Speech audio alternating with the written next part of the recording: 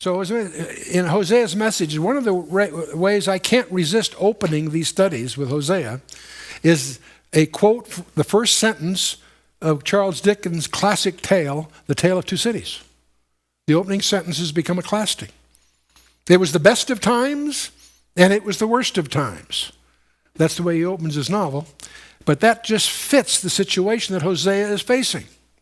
And you see, the northern kingdom, after they spun off under Jeroboam I, they had material prosperity that was unequaled since Solomon.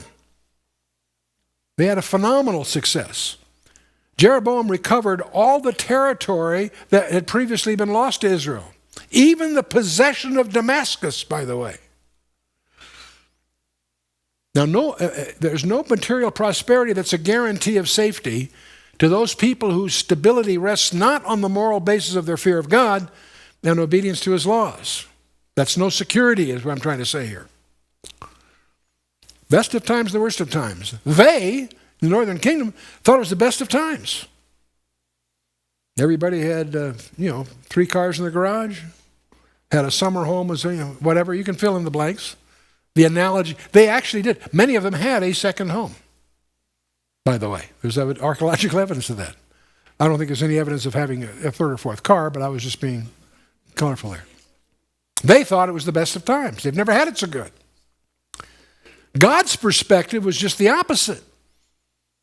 From his point of view, it's the worst of times. And he sent Hosea to correct their misapprehension.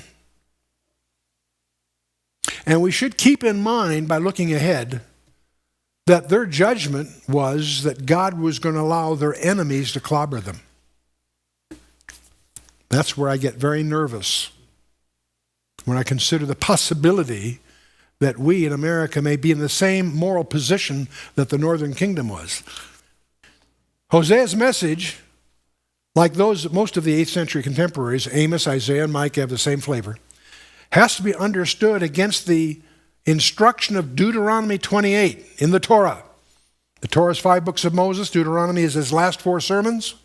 And in those 4 sermons, Moses recounts God's commitment, his covenant commitment. The covenant between Yod-Heh-Vav-Heh and Israel. What was that covenant? That Israel was to maintain loyalty to the Lord by worshiping him alone and obeying his commandments. Obedience would bring blessing. That's the first 4 verses of Deuteronomy 28. Disobedience would bring judgment and eventual exile. Hosea emphasized idolatry and compared Israel's relationship as spiritual idolatry. And he uses, of all things, his own marriage to an unfaithful woman as an illustration. Why? Because God told him to. Man, guys, can you I don't think any of us want to compare our commitment to the Lord to the commitment that Hosea had to endure here. Hosea's own reconciliation also illustrates Israel's ultimate restoration. So keep that in mind as we go.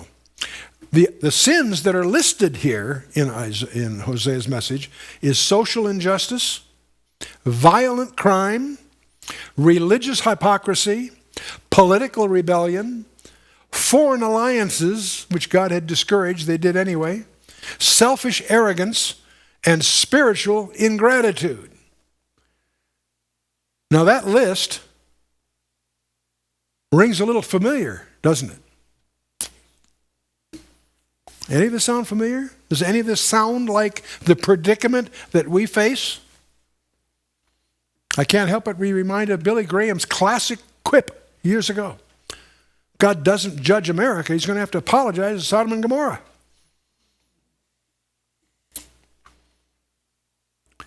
So in addition to exposing the nation's breach of the covenant and God's intention to implement judgment, Hosea also confirmed the Deuteronomic promise of ultimate restoration. So while he hammers these people as to what's coming, he never lets them lose sight of the fact that God ultimately will restore all of Israel.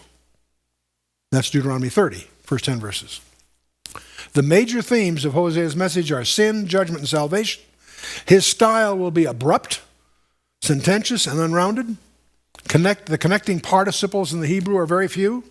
There are changes of person and anomalies of gender, number, and construction. His very name, Hosea, means salvation. It's a variation of Yehoshua, actually.